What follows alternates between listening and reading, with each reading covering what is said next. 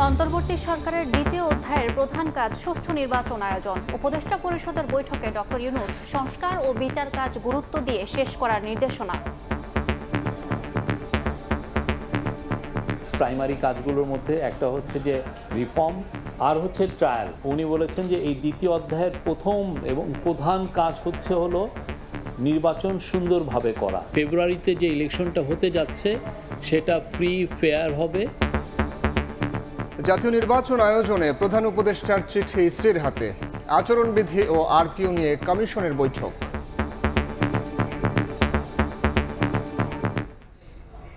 দেখছিলেন প্রধান শিরোনাম। সন্ধ্যার সময়ে সঙ্গে আছি আমি ইয়াসমিন অনন্যা এবং আমি সাইফুল রুদ্র।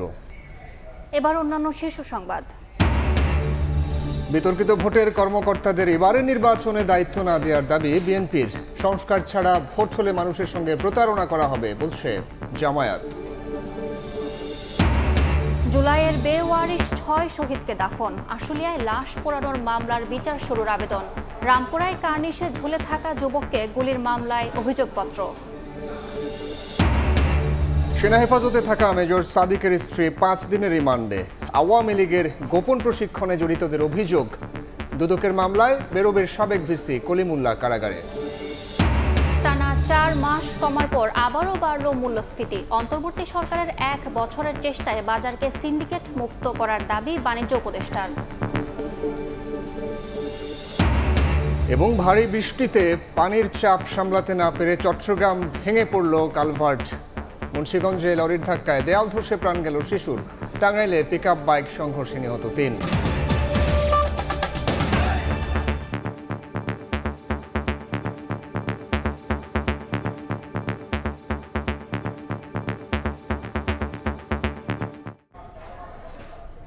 নির্বাচন কমিশনের সভা শেষে ইসি ভবনে কথা বলছেন কমিশনার আবুল ফজল মোহাম্মদ সানাউল্লাহ। সরাসরি যাচ্ছে সেখানে। আজকের মূল আলোচ্য ছিল, আপনারা জানেন যে প্রবাসে আমাদের বাংলাদেশি ভোটার যারা আছেন তাদের এবারে ইনশাল্লাহ ভোট দেওয়া আমরা নিশ্চিত করতে চাই এবং এবারের মাধ্যমটা হবে পোস্টাল ব্যালট। আমরা অতীতে দেখেছিলাম যে সময়ের অভাবে এই পোস্টাল ব্যালটের প্রভিশন থাকলেও আপনার ভোট সংগ্রহ করা সম্পন্ন করা সম্ভব হয় নাই। এমত অবস্থায় আমরা যে পদ্ধতিগুলো অবলম্বন করতে যাচ্ছি যে প্রবাসীদের কাছে শুধুমাত্র সিম্বল ব্যালট যাবে, সেটাই হবে তাদের পোস্টাল ব্যালট এবং সেই সিম্বল ব্যালটে যতগুলো সিম্বল থাকা দরকার সেই সিম্বলগুলো থাকবে, যাতে করে আমরা এই ট্রাভেল টাইমটা কমাতে পারি। প্রবাসীরা ভোট দিবেন সিম্বল যখন অ্যাসাইন করা হবে প্রার্থীদেরকে, তারপরে সেইভাবে তাদেরকে নির্দেশনা দেয়া থাকবে এবং উনিও সেভাবে ডিক্লারেশন দিবেন। ভোট দেওয়ার পরে এটা ফেরত আসবে।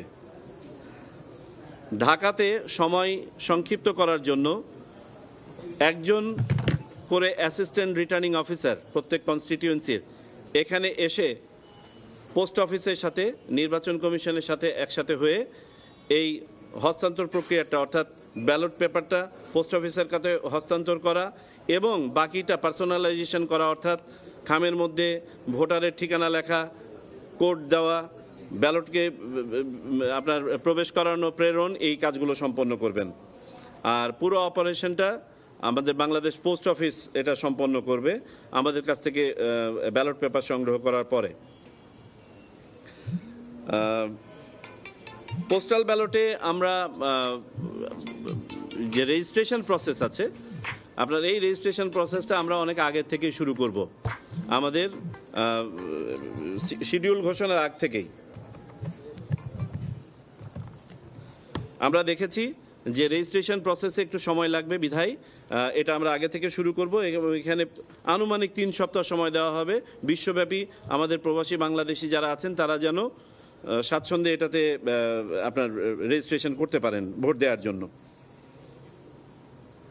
এই গেল হচ্ছে সংক্ষেপে আপনার out of country voting. In country voting যেটা আছে পোস্টাল ব্যালট, আপনারা জানেন এখানেও ৩ ধরনের ভোটার আছেন যারা পোস্টাল ব্যালটে ভোট দিতে পারেন, যেমন সরকারি কর্মচারী, তারপরে ভোট ব্যবস্থাপনা এবং ভোট অনুষ্ঠানের সাথে যারা সম্পৃক্ত থাকেন তারা, এবং আইনে হেফাজতে থাকা ব্যক্তিবর্গ জেলখানায় বা অপরাপর জায়গায়। তাদের জন্য আমরা অনলাইনে রেজিস্ট্রেশনের পদ্ধতি চালু করব এবং একই ব্যালট পেপার তাদেরকেও সরবরাহ করা হবে ভোট দেওয়ার জন্য। আমরা আশা করছি এই পদ্ধতি অবলম্বন করার ফলে দেশের ভিতরে এবং বাইরে একটা উল্লেখযোগ্য সংখ্যক ভোট আমরা এবার আনতে পারবো। সরাসরি যুক্ত ছিলাম নির্বাচন কমিশন ভবন থেকে। আজ থেকে অন্তর্বর্তী সরকারের দ্বিতীয় অধ্যায় শুরু হয়েছে জানিয়ে প্রধান উপদেষ্টা ডক্টর মোহাম্মদ ইউনূস বলেছেন, এ পর্যায়ের প্রধান কাজ একটি সুন্দর ও সুষ্ঠু নির্বাচন আয়োজন করা। দুপুরে সচিবালয়ে উপদেষ্টা পরিষদের বৈঠকে তিনি একথা বলেন।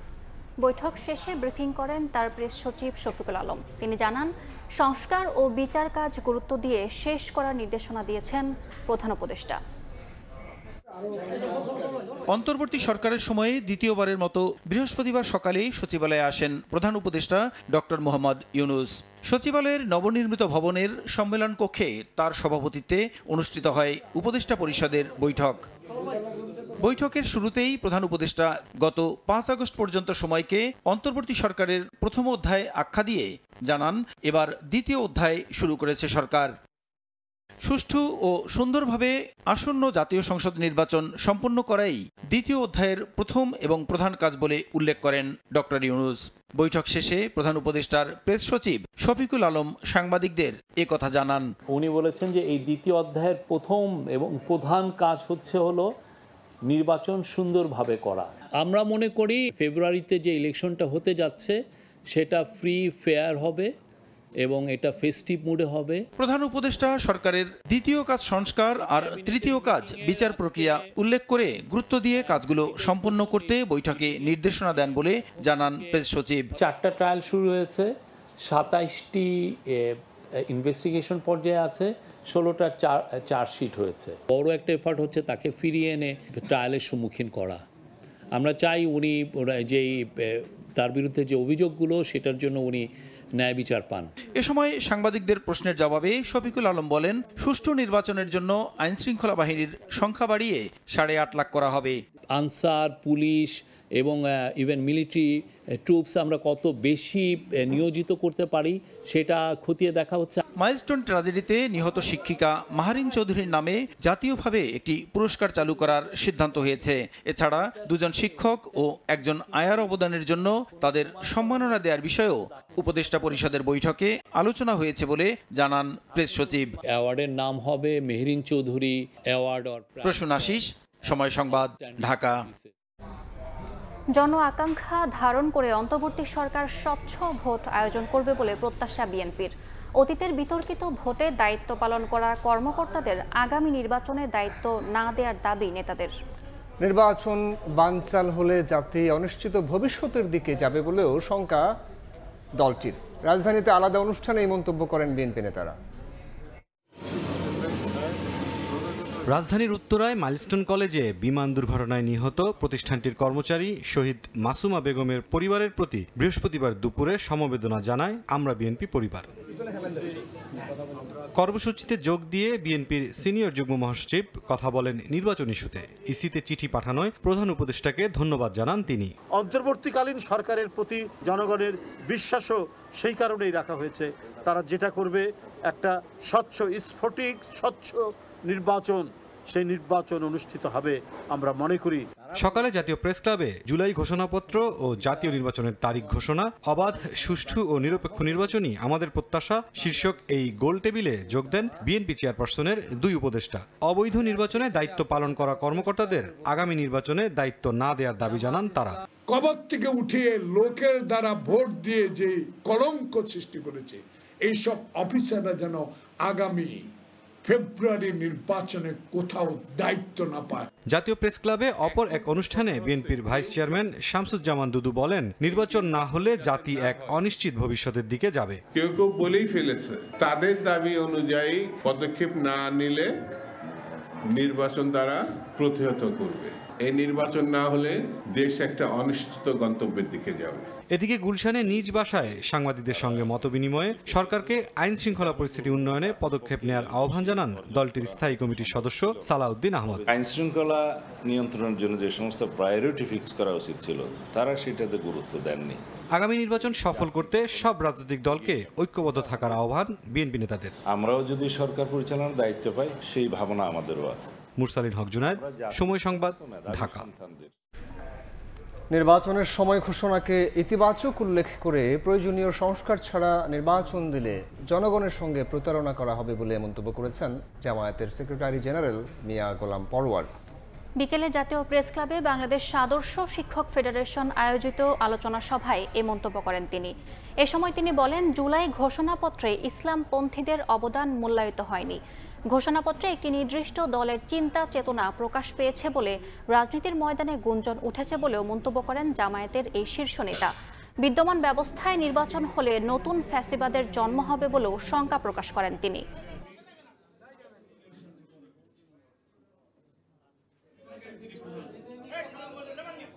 আপনি বিডিআরের পিলখানার হত্যাকাণ্ড, শাপলা চত্বরের হত্যাকাণ্ড, ছাত্র জনতার এইসব ঐতিহাসিক অবদানকে আপনি আনবেন না, আর এমন কিছু নিয়ে আসবেন যাতে একটা বিশেষ দল সন্তুষ্ট হয়ে যাবে আর বাকি অধিকাংশ জনগণের প্রতিনিধিত্বকারী লোকজন খুশি হতে পারবে না, তাদের আশঙ্কার প্রতিফলন হবে না।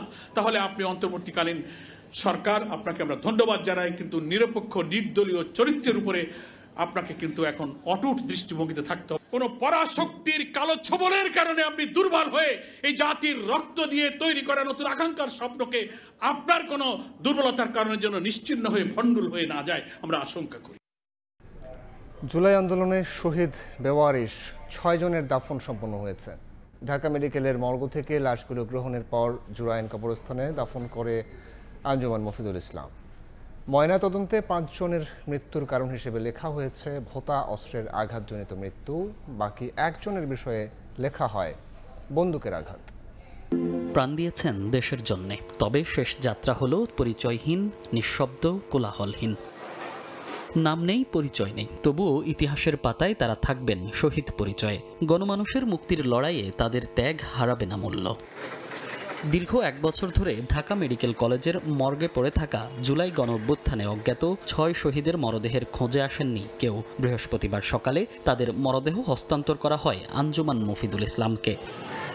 কর্তৃপক্ষ জানায়, জুলাই আন্দোলনের সময় 7 থেকে 14 জুলাইয়ের মধ্যে লাশগুলো ঢাকা মেডিকেলে আসে। তাদের মধ্যে 5 জনের মৃত্যুর কারণ আঘাতজনিত আর 1 জন মারা যান শর্টগানের আঘাতে। এমনটা নিশ্চিত করেছে ঢাকা মেডিকেলের ফরেনসিক মেডিসিন বিভাগ। ডেড বডিগুলি আমাদের মর্চারিতে ছিল, আসলে আমরা হ্যান্ডওভার করে দিয়েছিলাম অটোপসির পরপরই আমাদের পুলিশ বাহিনীর কাছে, ওনারাই এটা ডিসপোজাল করার জন্য। আদালতের আদেশে লাশগুলো হস্তান্তর করা হয়েছে জানিয়ে ডিএমপির যুগ্ম কমিশনার বলেন, ভবিষ্যতে পরিচয় শনাক্তে মরদেহগুলোর ডিএনএ সংরক্ষণ করে রাখা হয়েছে। আমাদের যে আইনি প্রক্রিয়াগুলো আছে এগুলো জিডি হয়েছে, জিডির প্রেক্ষিতে এগুলো সুরধাল করা হয়েছে। যেহেতু লাশগুলো এখন পর্যন্ত আইডেন্টিফাইড হয়নি, এজন্য আমরা ডিএনএ স্যাম্পল আমরা কালেক্ট করেছি। অজ্ঞাত 6 শহীদের মরদেহ গ্রহণের পর রাজধানীর জুরাইন কবরস্থানে দাফন করে আঞ্জুমান মফিদুল ইসলাম। মনির হোসাইন, সময় সংবাদ, ঢাকা। সেনাবাহিনীর হেফাজতে থাকা মেজর সাদিকুল হকের স্ত্রী সুমাইয়া জাফরিনের 5 দিনের রিমান্ড দিয়েছেন আদালত। রাজধানীর ভাটারা থানার সন্ত্রাস বিরোধী মামলায় 7 দিনের রিমান্ড আবেদন করলে বিচারক 5 দিনের মঞ্জুর করেন। একই মামলায় আরেক আসামি আদনান বিন চৌধুরীকে 7 দিনের রিমান্ডে পাঠানো হয়েছে। বসুন্ধরা এলাকায় আওয়ামী লীগের গোপন বৈঠক ও প্রশিক্ষণ কার্যক্রমে সংশ্লিষ্টতার অভিযোগ তাদের বিরুদ্ধে। গত 8 জুলাই রাজধানীর বসুন্ধরার কেবি কনভেনশন সেন্টার ভাড়া নিয়ে কার্যক্রম নিষিদ্ধ আওয়ামী লীগ ও এর অঙ্গ সংগঠনের নেতাকর্মীরা গোপন বৈঠক ও প্রশিক্ষণের আয়োজন করে। খবর পেয়ে রাষ্ট্রবিরোধী ষড়যন্ত্রের অভিযোগে 22 জনকে গ্রেফতার করে গোয়েন্দা পুলিশ।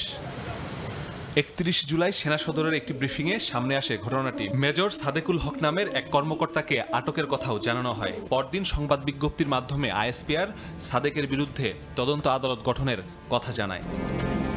এই ঘটনায় সাদেকের পাশাপাশি তার স্ত্রী সাবেক শীর্ষ সেনা কর্মকর্তার মেয়ে সুমাইয়া জাফরিনের সম্পৃক্ততার তথ্য পাওয়ার কথা জানায় গোয়েন্দারা। সামাজিক যোগাযোগ মাধ্যমে জাফরিনকে পুলিশ কর্মকর্তা দাবি করে ফেসবুক পোস্টের পর বাহিনীর সদর দপ্তর বিজ্ঞপ্তি দিয়ে জানায় এ নামের কোনো কর্মকর্তা পুলিশে নেই। বুধবার সন্ধ্যায় মিরপুর ডিওএসএস থেকে জাফরিনকে আটক করে ডিবি। পরে তাকে ভাটারা থানার সন্ত্রাস বিরোধী মামলায় গ্রেফতার দেখানো হয়। গতকাল আমরা সুমাইয়া জাফরিন নামক এক নারীকে এই ঘটনায় সংশ্লিষ্টতার অভিযোগে হেফাজতে নিয়েছি এবং তাকে ইতিমধ্যে আদালতে প্রেরণ করা হয়েছে। ডিবি জানিয়েছে, বৈঠকে উপস্থিত ছিলেন জাফরিন। গোপন অ্যাপ ব্যবহারের তথ্য পাওয়া গেছে। জাফরিনের সম্পৃক্ততার বিষয়ে বিস্তারিত তদন্ত চলছে। এটা আমরা খতিয়ে দেখছি তার সংশ্লিষ্টতা কি। এদিকে জাফরিন ছাড়াও এ মামলায় আদনান বিন চৌধুরী নামের আরও একজনকে গ্রেফতার করেছে ডিবি। দুপুরে দুজনকে আদালতে তুলে 7 দিন করে রিমান্ড আবেদন করা হয়। আদালত জাফরিনের 5 ও আদনানের 7 দিনের রিমান্ড মঞ্জুর করেন। এ সময় জাফরিন নিজেকে নির্দোষ দাবি করে রিমান্ডে না পাঠানোর অনুরোধ করেন। মাসুদুর রহমান, সময় সংবাদ, ঢাকা। অতিরিক্ত বৃষ্টিতে পানির চাপ সামলাতে না পেরে চট্টগ্রামে ভেঙে পড়েছে কালভার্ট। গুরুত্বপূর্ণ চট্টগ্রাম খাগড়াছড়ি রাঙামাটি সড়ক ভেঙে যাওয়ায় ঝুঁকি নিয়ে এক পাশ দিয়ে চলছে যানবাহন। চট্টগ্রামের শীতল ঝর্ণা খালের প্রস্থ 12 ফুট, কিন্তু ওপরে কালভার্টের প্রস্থ মাত্র 6 ফুটের। ভারী বৃষ্টিতে ভেঙে যায় 45 বছর আগের ইটের কাঠামোতে তৈরি কালভার্টটি। এতে রাঙামাটি চট্টগ্রাম খাগড়াছড়ি সড়কের এক পাশ বন্ধ হয়ে যায়। ঝুঁকি নিয়ে অন্য পাশ দিয়ে যানবাহন চলাচল করছে। সিটি মেয়র পরিদর্শন করে জানান, দ্রুত সময়ের মধ্যেই মেরামত করা হবে কালভার্টটি। এদিকে ভোর থেকে ভারী বৃষ্টিতে জলাবদ্ধতা সৃষ্টি হয় কাতালগঞ্জ, চকবাজার, আগ্রাবাদ সহ নিচু এলাকায়। অন্তর্বর্তী সরকারের 1 বছরের চেষ্টায় বাজার সিন্ডিকেট মুক্ত হয়েছে বলে মন্তব্য করেছেন বাণিজ্য উপদেষ্টা শেখ বশিরউদ্দিন। বিকেলে রাজধানীতে টিসিবি আয়োজিত এক অনুষ্ঠানে একথা বলেন তিনি। আমরা বাজার ব্যবস্থায় সিন্ডিকেশনকে নির্মূল করতে সক্ষম হয়েছি। আমরা টিসিবির কার্যক্রমকে অন্তর্ভুক্তমূলক করতে পেরেছি। আমাদের ব্যালেন্স অফ পেমেন্টে আমরা এখন সারপ্লাস। রিজার্ভ যেটা সম্ভবত $10 বিলিয়ন নেমে গিয়েছিল, সেটা এখন $30 বিলিয়ন উঠে এসছে। টানা 4 মাস কমার পর জুলাইয়ে এসে আবার বেড়েছে মূল্যস্ফীতি। জুলাইয়ে সাধারণ মূল্যস্ফীতি দাঁড়িয়েছে 8.55%, যদিও 1 বছর আগের তুলনায় তা 3.11% কম। এ তথ্য জানিয়েছে বাংলাদেশ পরিসংখ্যান ব্যুরো বিবিএস। বিবিএসের তথ্য অনুযায়ী জুলাইয়ে বেড়েছে খাদ্য মূল্যস্ফীতির হারও। মাসের ব্যবধানে 0.34% বেড়ে হয়েছে 7.56%, আর 0.1% বেড়ে খাদ্য বহির্ভূত মূল্যস্ফীতি হয়েছে 9.38%। মূল্যস্ফীতির সঙ্গে অবশ্য জুলাই মাসে মজুরি বৃদ্ধির খবরও দিয়েছে বাংলাদেশ পরিসংখ্যান ব্যুরো। ইউক্রেন যুদ্ধ বন্ধে আগামী সপ্তাহে বৈঠকে বসছেন মার্কিন প্রেসিডেন্ট ডোনাল্ড ট্রাম্প ও রুশ প্রেসিডেন্ট ভ্লাদিমির পুতিন। ক্রেমলিনের পক্ষ থেকে এটি নিশ্চিত করা হয়েছে। পুতিন বলেছেন, বৈঠকটি সংযুক্ত আরব আমিরাতে হতে পারে। এরই মধ্যে বিষয়টি নিয়ে ইউরোপীয় নেতাদের সঙ্গে ফোনালাপ হয়েছে মার্কিন প্রেসিডেন্টের। মস্কোয় পুতিন সহ বৈঠকে গঠনমূলক আলোচনা হয়েছে বলে দাবি করেছেন ট্রাম্প। এদিকে নিষেধাজ্ঞার সতর্কতার পরও ইউক্রেনে হামলা অব্যাহত রেখেছে রাশিয়া। খেলার খবর, ফিফা র্যাঙ্কিংয়ে বড় লাফ দিল বাংলাদেশ নারী ফুটবল দল। 24 ধাপে গিয়ে লাল সবুজের বর্তমান অবস্থান 104। ইতিহাস করে এশিয়ান কাপের মূল পর্বে খেলা নিশ্চিত করেছে বাংলাদেশের মেয়েরা, যেখানে আফিদা ঋতুপর্ণারা লড়াই করে এশিয়ার শক্তিশালী দলগুলোর বিপক্ষে। অপরাজিত থেকে আসর শেষ করে এবার বড় উপহার পেল পিটার বাটলারের দল। ফিফা র্যাঙ্কিংয়ে 1 লাফে 24 ধাপ এগিয়েছে বাংলার জয়িতারা।